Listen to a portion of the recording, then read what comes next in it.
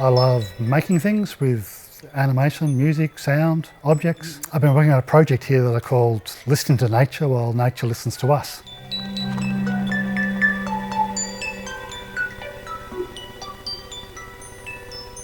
And that involved studying microscopic cells in the lab here, getting data from plants in the winter house here, and analysing different soil mediums in the planter boxes outside, as well as taking data from the weather station outside here and turning that into visuals and music.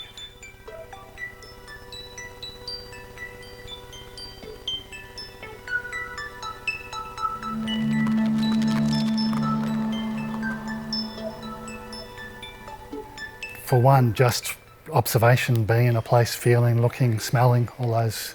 The interesting thing is just the fact of how much life there is in every little cell and body within the soil and the plants and the air and us interacting with all that. It's all interconnected.